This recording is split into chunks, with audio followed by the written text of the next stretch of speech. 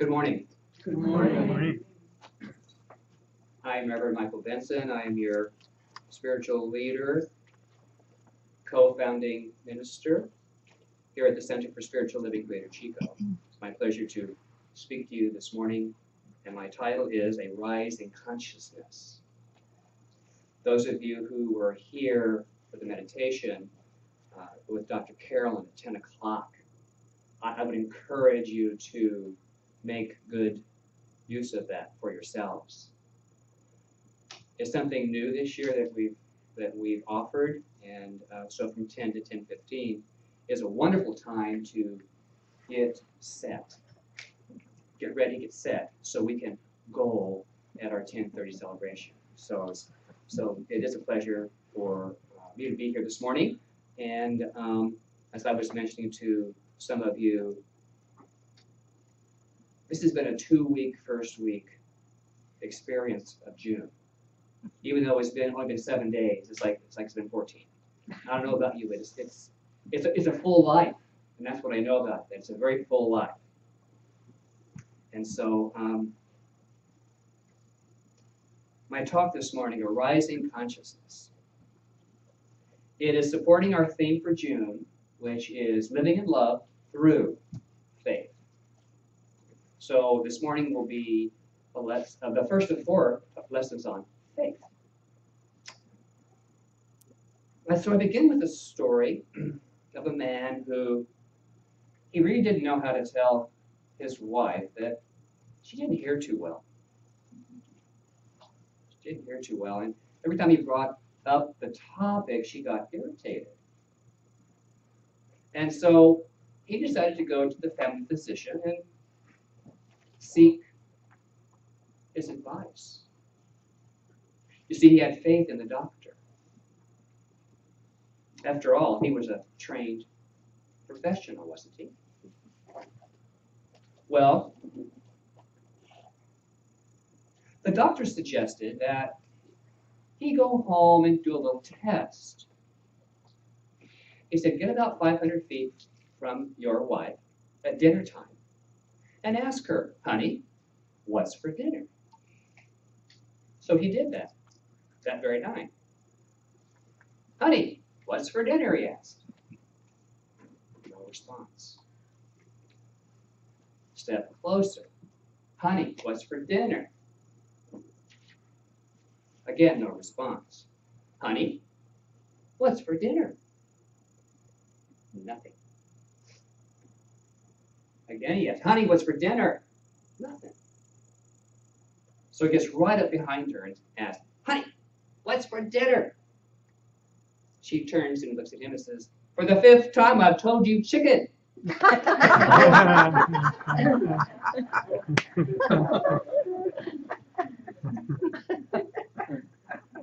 So, through his faith in the doctor, I believe the husband had a rise in consciousness. He had a rise in awareness, because the science of mind teaches us that consciousness is mental awareness. Now, he became aware, didn't he, of the truth of the situation. It also teaches us in the science of mind that consciousness is a perfect balance of will, wisdom, decision, and self-choice, or what I love to use the word volition, which volition is part of the creative aspect of spirit.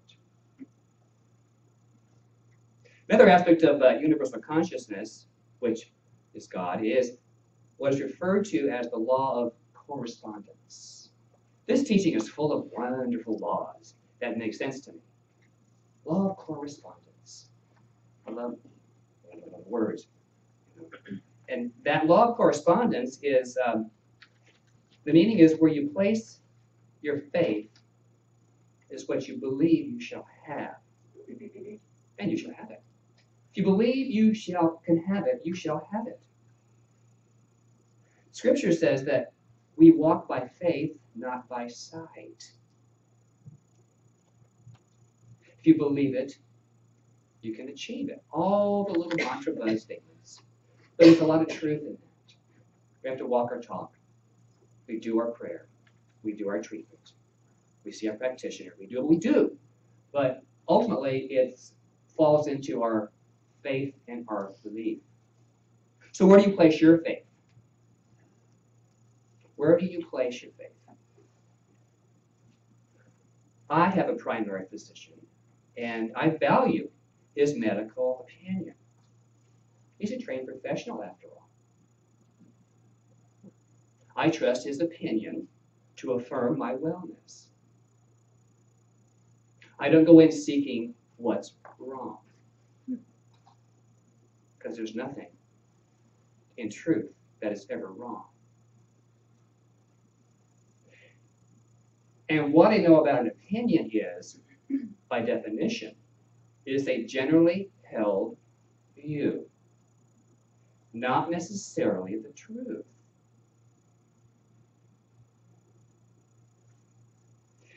In my view, an opinion may be God's pull toward revealing something greater.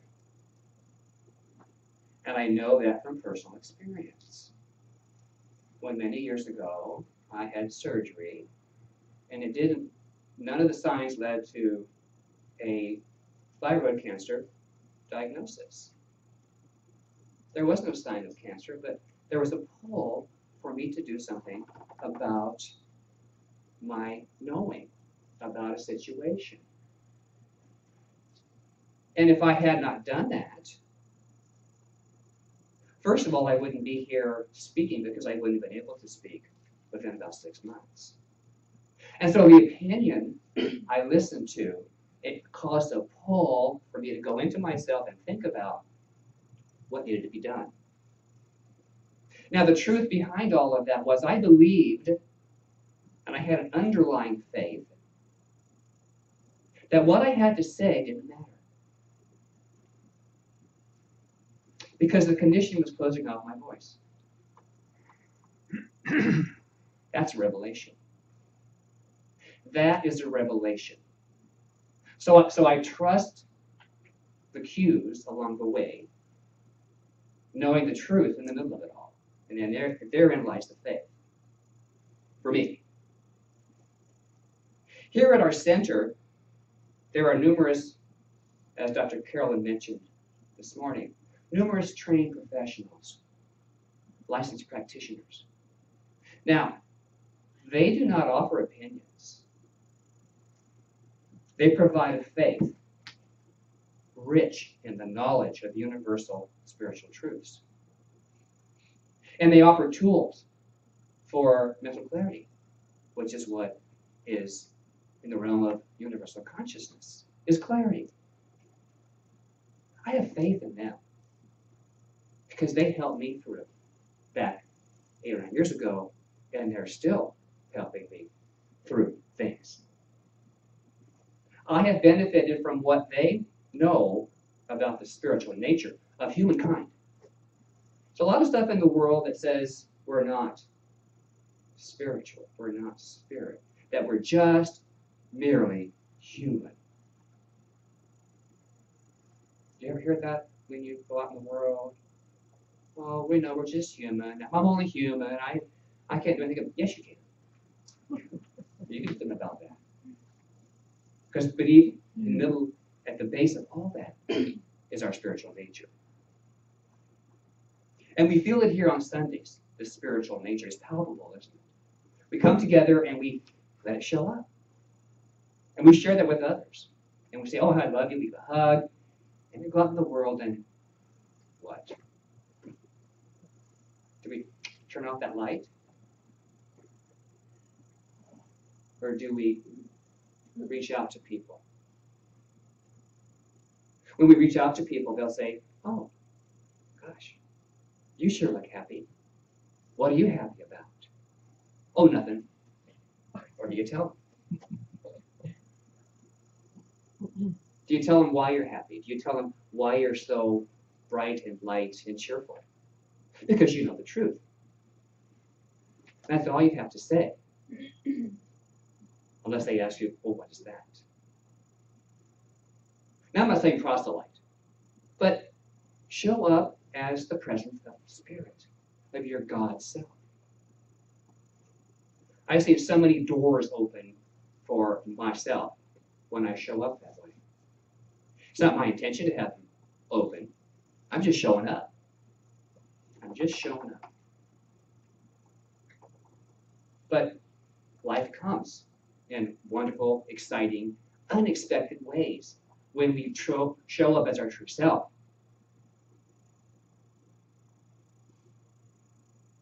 God is the author and finisher of your faith. God is the author and finisher of your faith. By that I mean God as universal consciousness receives whatever you have faith in. Whatever you believe you deserve to experience. And as the creative aspect of this one mind, it draws forward into you, into that of your faith. It draws to you from your faith. You get what you deserve. You get what you deserve. So do you. So do you. You get what you deserve. When I first heard that, I had an opinion about it. It wasn't positive. What? I deserve that. Well, but then I began this teaching. I began to gain knowledge of my spiritual nature, about what deserve means. I no longer believe that deserve is a negative. Deserve means to be worthy of something. And I'm not worthy of things I don't enjoy anymore. But I have drawn it to me. I thought I was worthy of that. And it showed up as that. Because I deserved it. Good tool, isn't it, of awareness. We get what we deserve. It shows up. We don't like it. Guess what do we do? We change. We change our thinking. We go to the truth of who we are. We go to a practitioner. Go to your minister. Go to someone you're sitting next to. We're all spiritual in nature.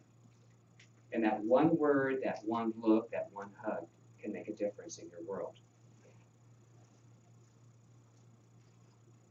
You were born worthy. Did you know that? You were born worthy. We're all born worthy. We are divine children of the Most High God of love. And you are fit and able to experience a healthy life. That's what I came to. I am deserving of a healthy life. Where I can express myself, where I can love myself and love those who I love unconditionally. You deserve to be well compensated in your chosen profession. You have merit. You do. You have merit. And you have the voice that knows what is good for you. Not mine. Sometimes it needs some tuning. But I found my voice. But first, believe in you.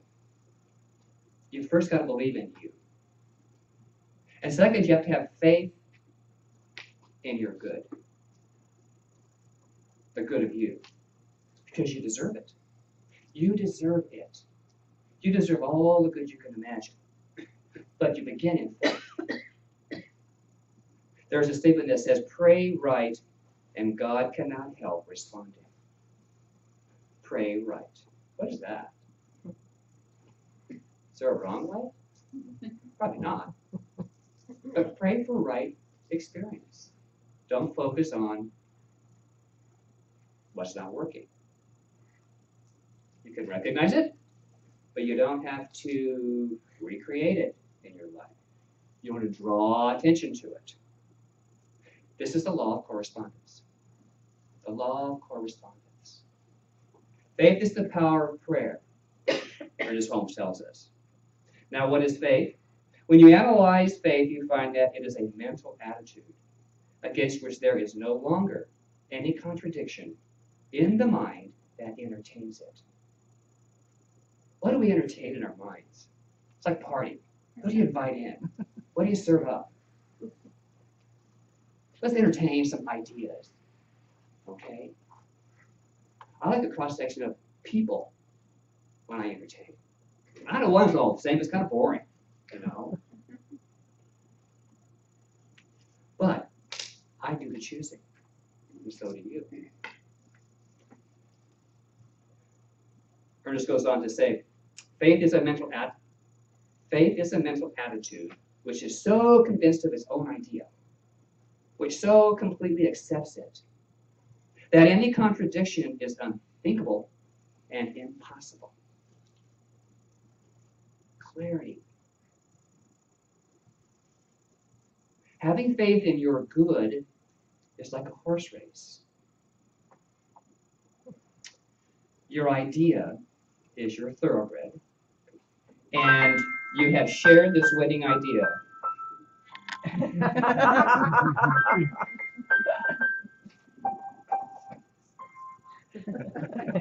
Anyone been to the horse races? Except today. That is the call to post. And I want you to hear that before I move on, because your idea is your thoroughbred. You have shared this winning idea with spirit in what the racing world calls the paddock. You've been to the paddock? It's where you promenade your horse. It's where you show it off. It's where you express your, this is mine. This is mine. It's a magnificent experience at a horse race. You get to look over your horse and show it off. And then the next step of this is your strong belief draws you to place your faith by placing a bet at the window of correspondence. I've done that too, at the horses. And then you breathe into the peaceful assurance of first place, don't we? You take your seat near the finish line, filled with expectancy. And that's when you really get to hear that call to post. Okay? Excitement, excitement. Your idea is at the starting gate. All right? There's your thoroughbred. Your demonstration is then set in motion, and bam! The gate's open, and the creative aspect is set free. Throwing up all kinds of energy as it goes around and around and around into creation. Around that track. There's a motion around it. And for a moment, you cannot see yours among the others in the world. But here comes the final turn. And sure enough, here it comes. Here comes your idea. Racing toward you. It's coming at you, Joan. It's coming at you. Across the finish line. And you're the winner. You're always the winner. Because it's your idea. And it will always cross the finish line for you.